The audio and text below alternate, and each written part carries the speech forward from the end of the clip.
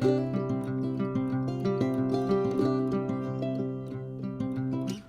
back to the channel. Today I've got a little side project going on. I've had a bead roller for a while for sheet metal, but it's the old crank wind type, and it's impossible to have one person to use it because one has to crank while the other has to guide the piece through the bead roller. So I've come up with this plan to put this motor on my bead roller, and I bought all this stuff from Amazon, and I've got a foot switch, and there it is, just a momentary contact foot switch. I bought a power supply that's adjustable.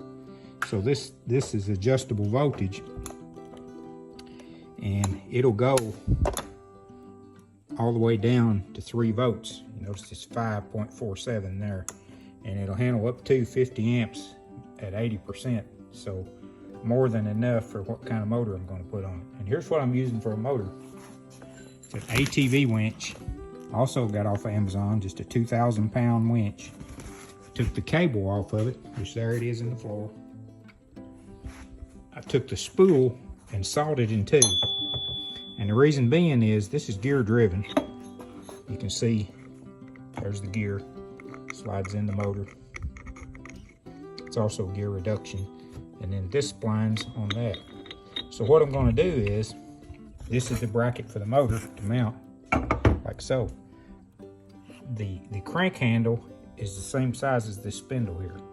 So I'm going to bore this out to this size to where this piece will actually fit through the bracket here, like so.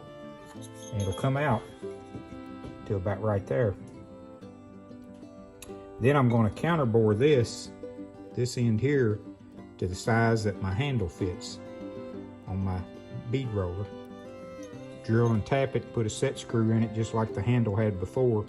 It's got a flat on the shaft on the bead roller.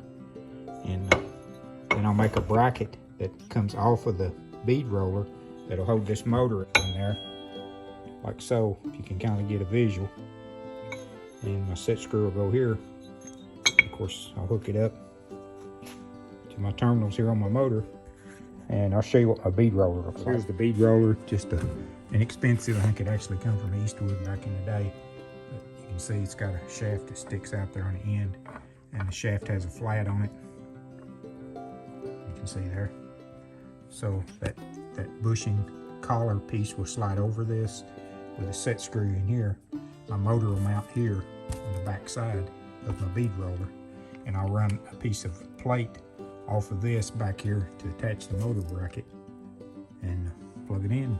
Should be good to go. So we're going to get busy doing that, and I'll get back with you when I get it completed and show you how it operates.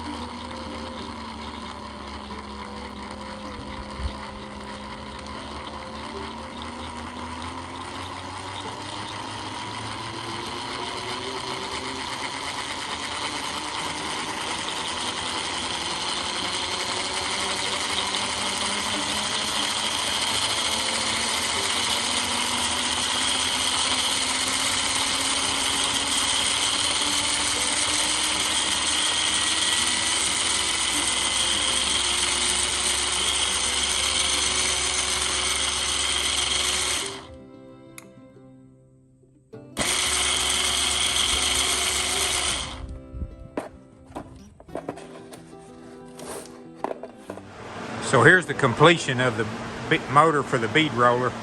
I got the winch motor mounted, got it coupled up. My buddy made me a coupler to go from the shaft to the aluminum piece. Got a piece of angle here with a bracket on it. That's my power supply with adjustable voltage and amperage here. You can slow it down or speed it up. And let me get a piece of metal here and I'll show you how it works. There's my foot switch for it, for foot control.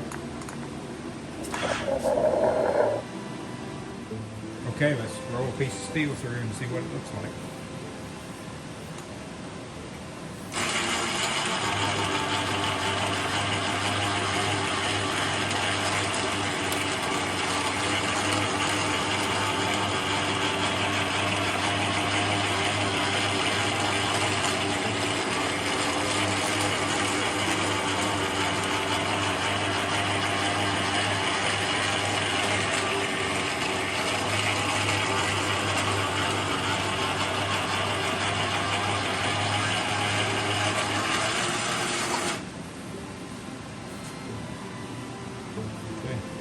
Zoom out where you can see it.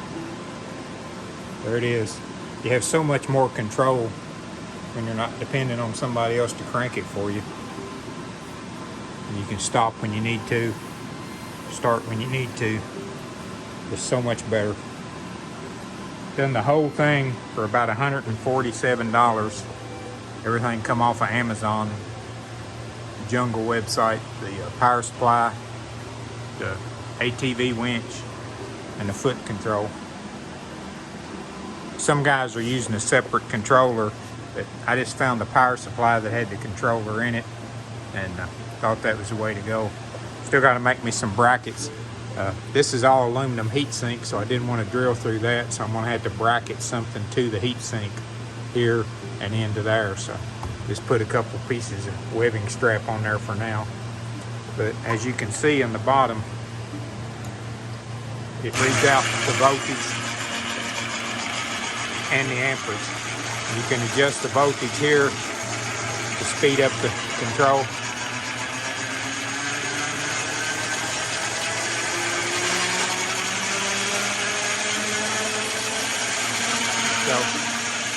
Or slow it down. I found that about 5 volts, 4.5 to 5 volts is about the right speed for me. Now, if you was good at bead rolling, you could probably do it with a little more speed, but I'm pretty slow, so I'm thinking right there, and you can see about the speed that it's turning.